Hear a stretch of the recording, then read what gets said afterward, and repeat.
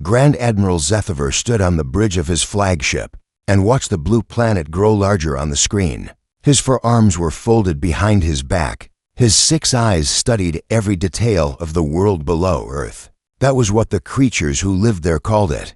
The Valkorian Empire had conquered 347 worlds. They had crushed civilizations that had existed for thousands of years. They had turned entire species into slaves.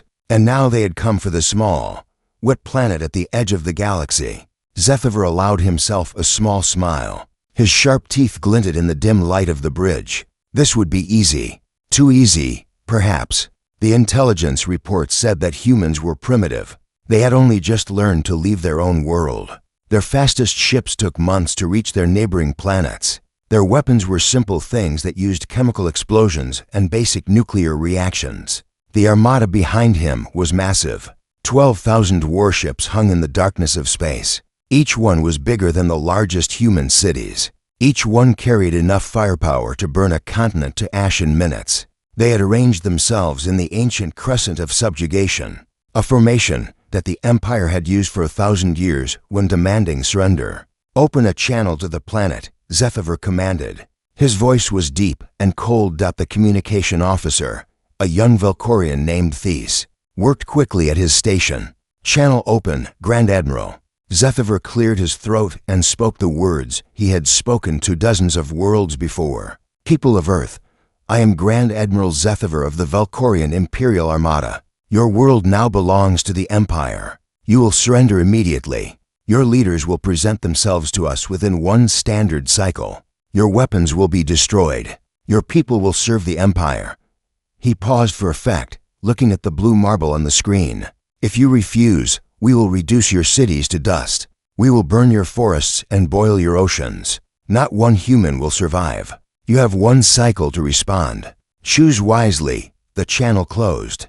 Zethiver turned to face his officers. They were all smiling. Some were already making jokes about how quickly this conquest would end. One officer wondered aloud if humans would make good slaves or if they were too weak for hard labor. 17 minutes passed.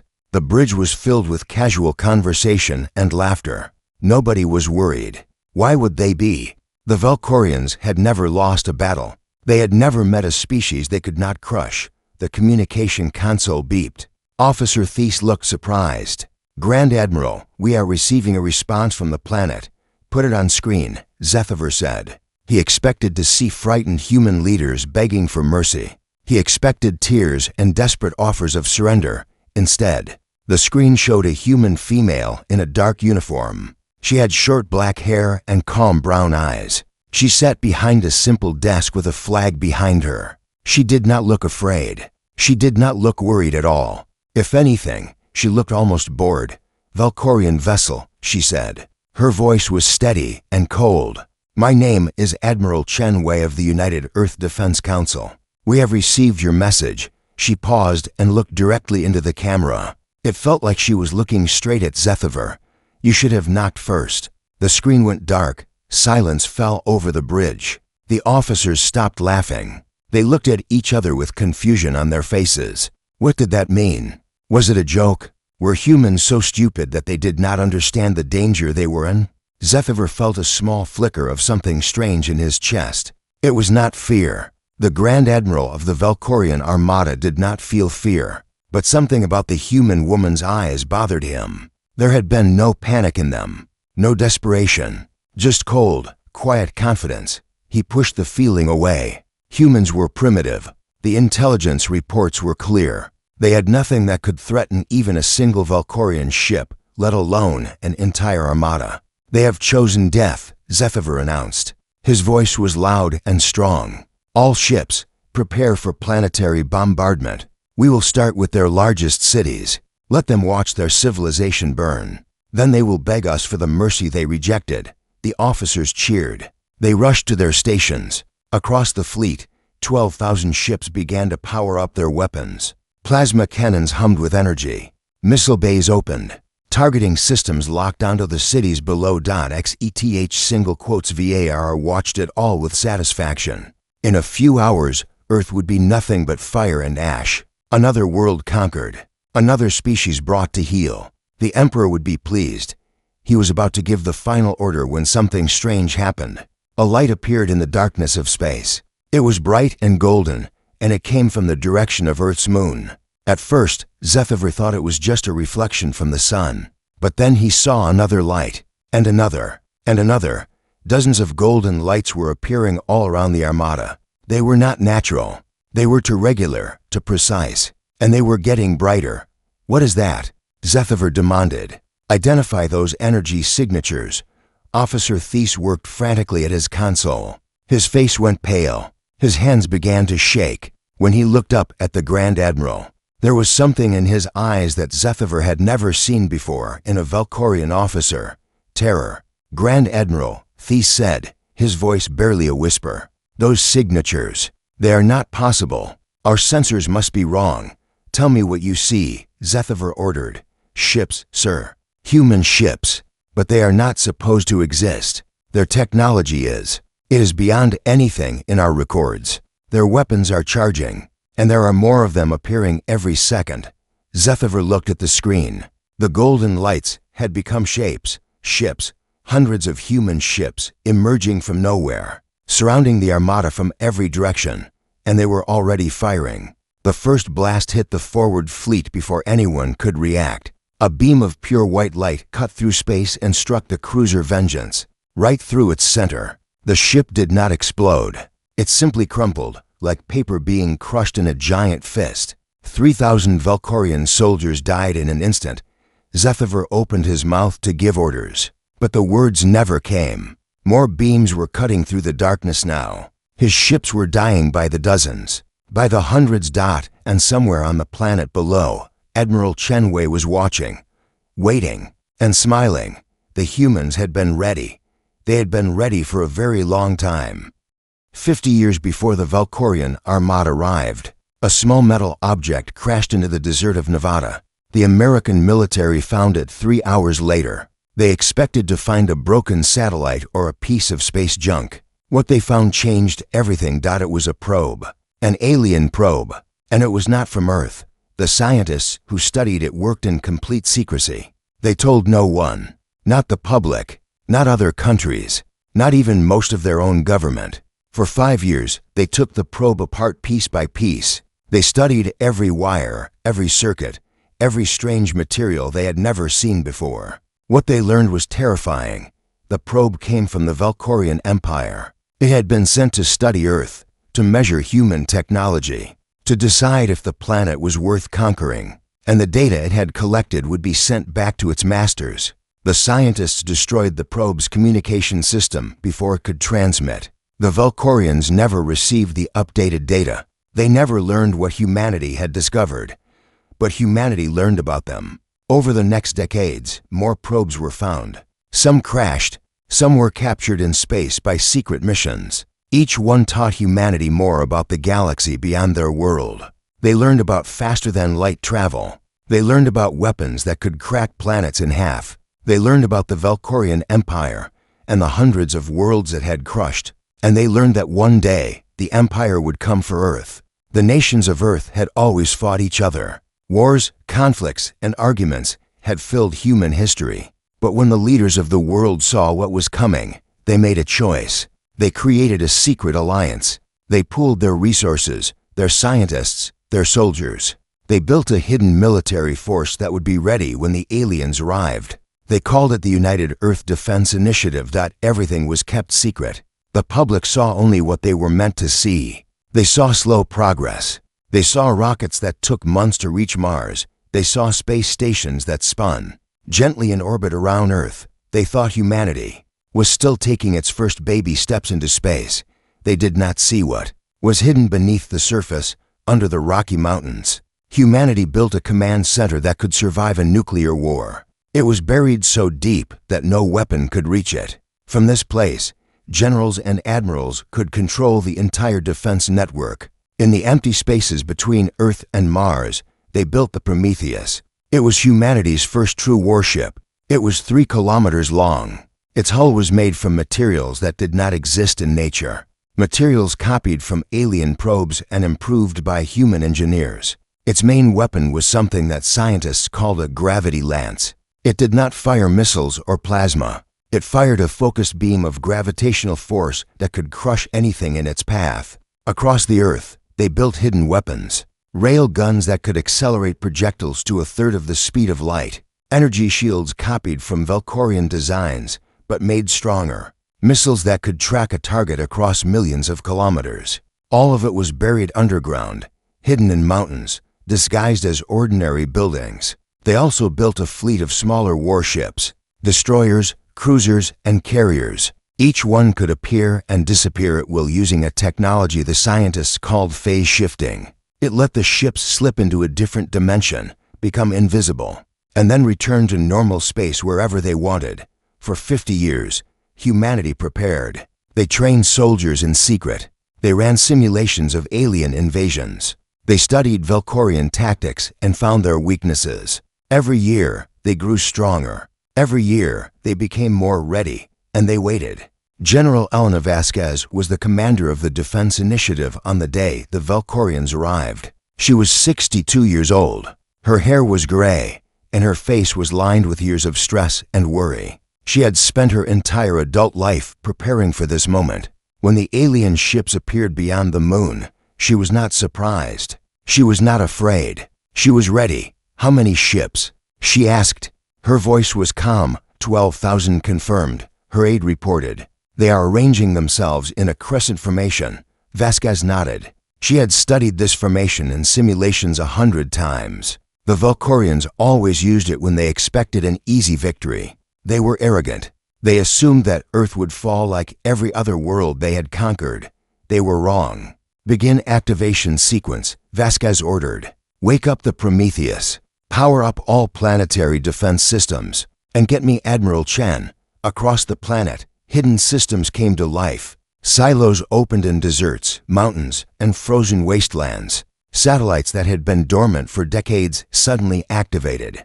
Deep in space, the Prometheus began to hum with power as its massive engines warmed up. Admiral Chen Wei appeared on the screen. She was aboard the command carrier Eclipse, hidden in phase space just behind the moon. General, Chen said, we are receiving their transmission. I heard it, Vasquez replied. Surrender or die. Same thing they say to everyone.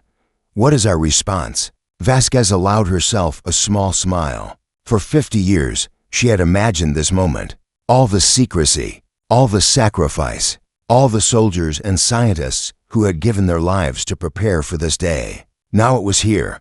Tell them they should have knocked first, she said. Then light them up. Chen nodded. Her eyes were cold and hard. She had trained for this her entire life. Her parents had been part of the initiative. Her grandparents had worked on the first captured probe.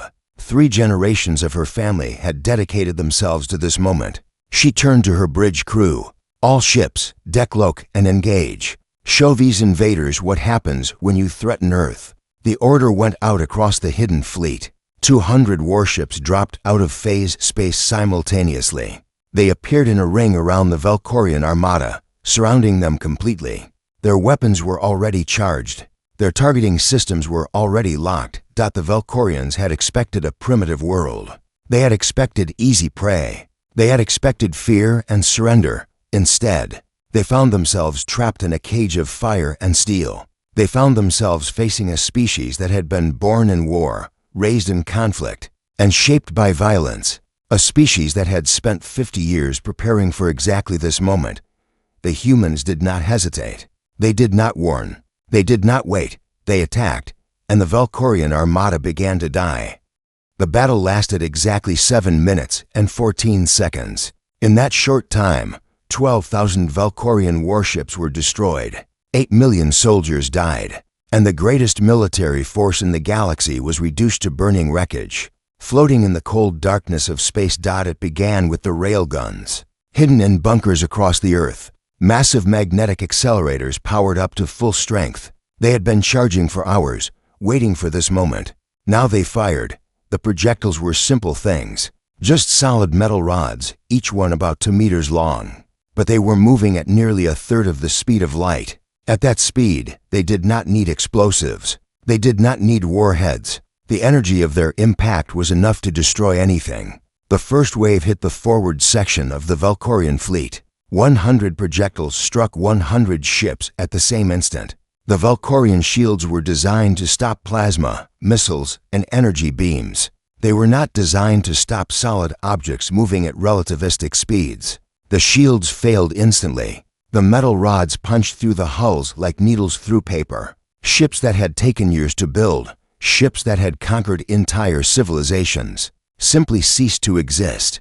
They were torn apart in explosions of fire and metal. Grand Admiral Zethover watched in horror as his forward fleet vanished. He shouted orders, but his voice was lost in the chaos. Alarms were screaming. Officers were yelling. The entire bridge shook as explosions rippled through the Armada.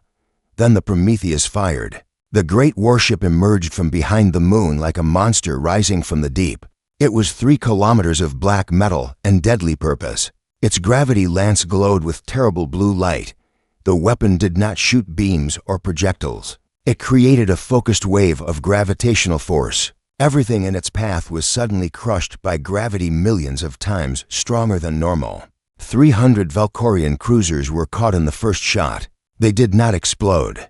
They simply collapsed inward, crushed into balls of twisted metal no bigger than houses. The screams of the crews were cut short as their bodies were compressed into nothing. Zethover felt his blood turn cold. He had never seen anything like this. The report said humans were primitive. The report said they had no advanced weapons. The reports were lies. They had to be lies. All ships, retreat. He screamed. Jump to hyperspace. Get us out of here. The navigation officer turned to him with terror in his eyes. We cannot, Grand Admiral. Something is blocking our jump drives. Some kind of field around us. We are trapped. The humans had deployed FTL inhibitors. These devices created a bubble of warped spacetime that prevented any faster-than-light travel. The Valkorian Armada was caught like fish in a net. They could not run. They could not escape. They could only fight and die. Admiral Chen Wei watched the battle from the bridge of the Eclipse. Her face showed no emotion. She gave orders in a calm, steady voice. Destroyer Group Alpha, target their weapons platforms. Cruiser Group Beta, focus fire on their carriers. Do not let them launch fighters. The human fleet moved with perfect precision. Every ship knew its role.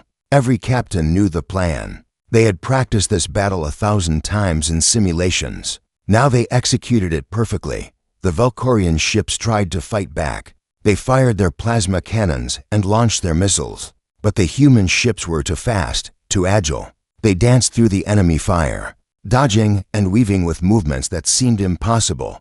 Human missiles struck Valkorian ships. From every angle, human energy weapons sliced through shields that were not designed for this kind of assault. And all the while, the Prometheus kept firing its terrible gravity lance, crushing ship after ship into nothing. Zethover watched his fleet die. 5 minutes into the battle, half his ships were gone. 6 minutes in, only a quarter remained. The flagship shook constantly as debris and weapons fire struck its hull. Target the big one. He ordered desperately. All remaining ships, focus everything on that warship. Destroy the Prometheus. 100 Valkorian ships turned their weapons on the great human vessel. Thousands of plasma bolts and missiles flew toward it. For a moment, it seemed like the attack might work. The Prometheus was surrounded by fire and light. Then the light faded. The Prometheus was still there. Its shields had held without even flickering. Valkorian shields could take maybe 100 hits before failing. Human shields could take thousands. The difference in technology was not small. It was enormous. It was the difference between a stone spear and a nuclear bomb. Impossible, Zethover whispered. This is impossible, but it was happening. His empire's greatest fleet was being slaughtered, and there was nothing he could do to stop it. At the 7-minute mark, the Eclipse moved toward the Valkorian flagship. The Eternal Dominion was damaged but still functional. Its weapons were destroyed. Its engines were crippled, but it was still intact. Admiral Chen had given specific orders. The flagship was not to be destroyed. The Grand Admiral was not to be killed. Humanity needed him alive. They needed a messenger. The remaining Valkorian ships saw what was happening. Some tried to surrender. They broadcast pleas for mercy on all channels. Human ships accepted their surrenders and disabled their weapons. Others kept fighting until they were destroyed. A few captains chose to self-destruct rather than be captured. 7 minutes and 14 seconds after the first shot was fired, the battle ended. The space around Earth was filled with debris. Twisted metal, frozen bodies, and shattered dreams floated in the darkness. 12,000 warships had been reduced to wreckage. The greatest military disaster in galactic history was complete. Admiral Chen looked at the destruction on her screen. She felt no joy, no satisfaction, only a cold determination. This was just the beginning. The Valkorian Empire was vast. They would send more ships. They would seek revenge. The war was not over, but the message had been sent. Earth was not a weak, primitive world to be conquered. Earth was a fortress defended by warriors who had spent millennia fighting each other. Warriors who had taken that experience and turned it outward, toward the stars. Prepare a shuttle. Chen ordered. I am going to meet the Grand Admiral personally. It is time he understood what he is dealing with. She stood and straightened her uniform. The easy part was over. Now came the hard part, making sure the rest of the galaxy knew what had happened here today. Making sure they understood that humanity was awake. And humanity was angry. The shuttle docked with the Eternal Dominion with a soft metallic clang. Admiral Chen Wei waited as her guards checked the connection and confirmed the atmosphere was safe. Then she stepped through the airlock and onto the Valkorian flagship. The ship was dying. Emergency lights flickered in the corridors. The smell of smoke and burnt metal filled the air. Bodies lay everywhere. Some were killed by explosions. Others had been crushed when sections of the hull collapsed. Chen stepped over them without looking down. She had seen worse in her years of training. Human history was filled with horrors that would make this look gentle. Her guards led her to the bridge. The doors were jammed half open. She squeezed through and found herself in a large circular room filled with broken screens and sparking consoles. Grand Admiral Zethiver was kneeling in the center of the bridge. His magnificent uniform was torn and stained with blood. 3 of his forearms hung limp at his sides, broken. His 6 eyes were fixed on the floor. Around him lay the bodies of his bridge officers. Only a handful were still alive, and they were too injured to move. The mighty command center of the Valkorian Armada had become a tomb. Chen dismissed her guards with a wave. They hesitated, but she repeated the gesture. They stepped back to the edges of the room, keeping their weapons ready, but giving her space. She walked slowly toward the kneeling admiral. Her boots made soft sounds on the metal floor. When she reached him, she stopped and looked down at the creature who had come to conquer her world. He was large by human standards. Even kneeling, his head was level with her chest. His gray skin was thick and rough, like the hide of an elephant. His eyes were compound, like an insect's, each one reflecting her image dozens of times. He looked up at her. In those alien eyes, she saw something familiar: confusion, disbelief, and beneath it all, fear. You are their leader, he said. His voice was weak and rough. You command the humans, I command the fleet, Chen replied. I do not command humanity. No one does. That is something you will need to understand. How? The word came out like a gasp. How did you do this? Our intelligence said you were primitive. You had no faster-than-light travel. You had no advanced weapons. How did you destroy us? Chen pulled a piece of debris from a nearby console and sat down on it. She was in no hurry. She had waited her entire life for this conversation. Your intelligence was wrong, she said simply. You made the same mistake that many species make. You watched our public face. You saw what we wanted you to see. You never looked deeper. Zethiver shook his head slowly. Impossible. We have watched your world for generations. We saw your wars, your suffering, your slow progress. You were killing each other with chemical weapons while we traveled between stars. Yes, Chen agreed. We were killing each other, and that is exactly the point. She leaned forward slightly. Let me explain something to you, Admiral. Humanity is not like other species. We did not evolve on a peaceful world. We did not develop in harmony with our environment. We fought. From the very beginning, we fought. She gestured at the destruction around them. We fought over food. We fought over land. We fought over ideas and beliefs. We invented new weapons with every generation. We killed each other by the millions. We created horrors that would make your empire's cruelty look gentle. Zethiver stared at her. He did not understand. His species had known war, but only against other species. They had never turned that violence inward the way humans had. Chen continued. For thousands of years, we perfected the art of killing. We split the atom and immediately built bombs that could destroy cities. We created chemicals that could kill a man with a single breath. We built machines that could think and fight and kill without any human pulling the trigger. She smiled. It was not a friendly smile. And all of that was before we knew you existed. When we found your probes, she said, we learned two things. First, we learned that we were not alone. Second, we learned that the galaxy was full of empires like yours. Empires that conquered and enslaved and destroyed. We knew you would come for us eventually. She stood up and began to pace slowly round the kneeling admiral. So we prepared. We took all of that violence, all of that genius for destruction, and we focused it outward. We built weapons that your empire cannot even understand. We created ships that move through dimensions you do not know exist. We developed tactics that treat war as a science and an art. She stopped in front of him again. Your armada was the greatest military force in the galaxy. It took us 7 minutes to destroy it. 7 minutes, Admiral. Think about that. Zethiver's body trembled. The truth was sinking in. He had not faced a primitive species. He had faced the most dangerous predators the galaxy had ever produced. Creatures who had spent their entire existence fighting and killing and surviving. What do you want? He asked. His voice was barely a whisper now. Revenge. Territory. Resources. Chen shook her head. We want nothing from you personally. You are going to return to your empire. You are going to tell your emperor what happened here. And you are going to deliver a message. She crouched down so that her eyes were level with his. The message is simple. Every world you have conquered now has a choice. They can accept human protection, or they can remain under Valkorian rule. Any attempt to punish them for choosing freedom will be met with force. Zethiver's eyes widened. You cannot be serious. That is the entire empire. Hundreds of worlds. Billions of slaves. 347 worlds. Chen corrected. We have been paying attention. We know exactly how many species you have crushed, how many civilizations you have destroyed, how many people you have enslaved. She stood up straight. The empire built itself on the suffering of others. That ends now. You will tell your emperor that Earth stands with the oppressed. If he sends another fleet, it will be destroyed like this one. If he tries to punish the worlds that choose freedom, we will come for him directly. He will never accept this, Zethiver said. He will fight. Then he will lose.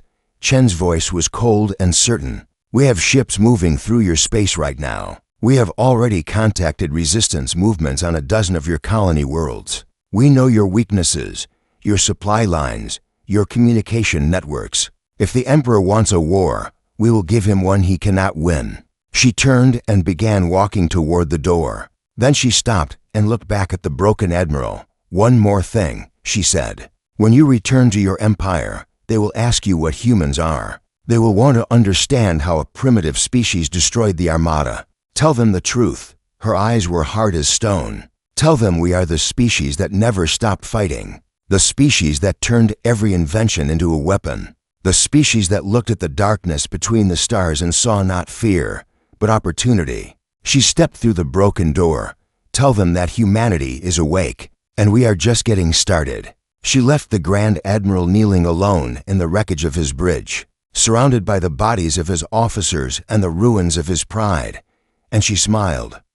The Eternal Dominion limped through space for 3 long weeks. Its engines were barely functional. Its life support systems failed twice. Half the remaining crew died before they reached the border of Imperial space. Grand Admiral Zethiver survived. He ate nothing for the entire journey. He spoke to no one. He simply sat in his quarters and stared at the wall, replaying the battle in his mind over and over again. 7 minutes. His entire fleet destroyed in 7 minutes.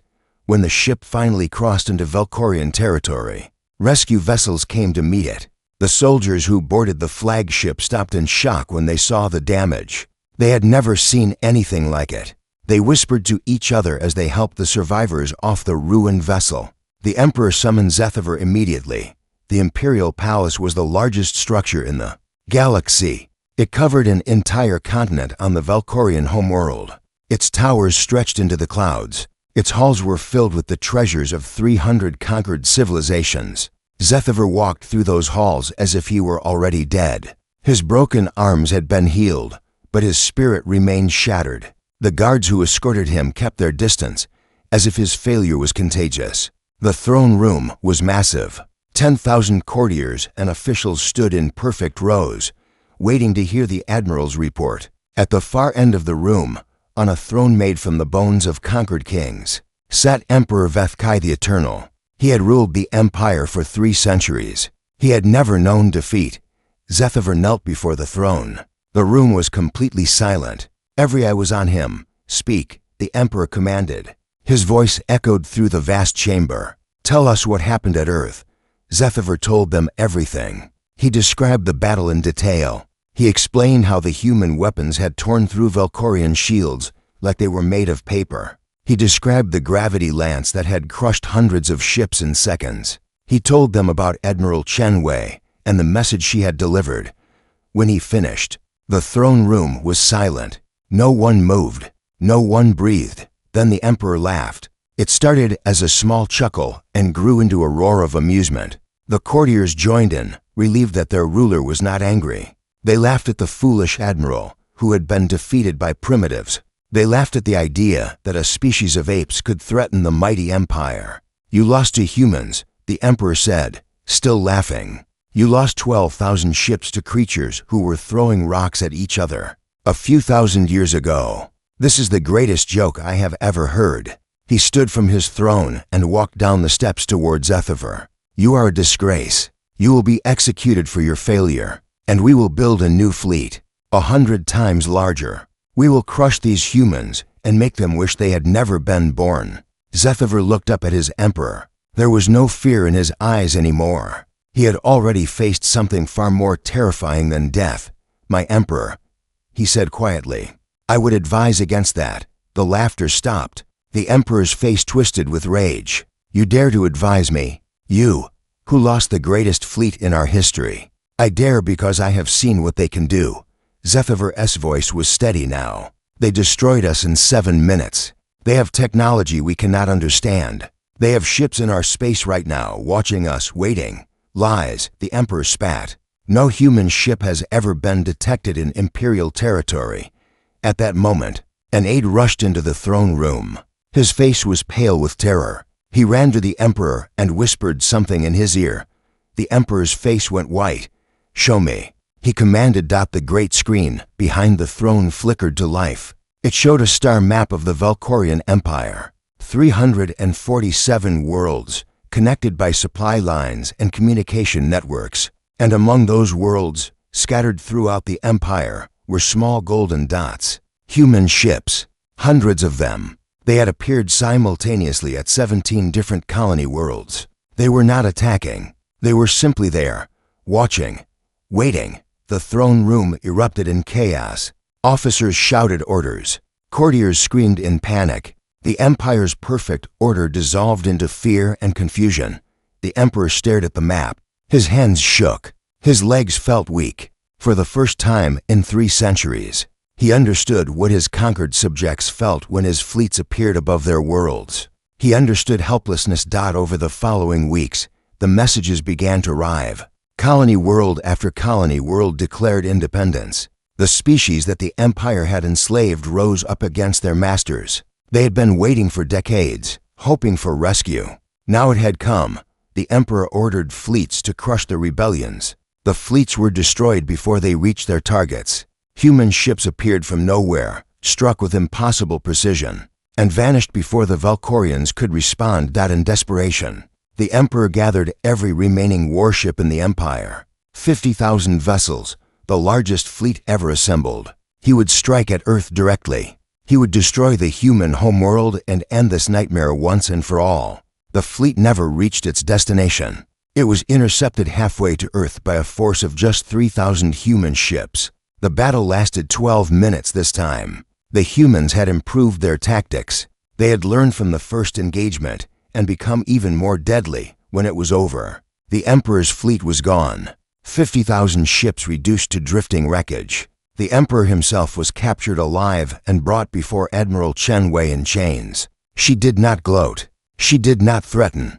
She simply explained the new reality that the Valkorian Empire was over. Its conquered worlds were now free. The species that had been enslaved would govern themselves. Any attempt to rebuild the empire would be met with force. The Emperor had no choice but to accept. In the history books of 1,000 worlds, the defeat of the Valkorian Empire would be remembered as the moment everything changed. For centuries, the galaxy had been ruled by fear. The strong conquered the weak. The powerful crushed the helpless. That was simply how things were done, but now there was something new. A species that fought not for conquest but for freedom. A species that used its terrible power to protect rather than destroy. A species that looked at the galaxy's bullies and said no.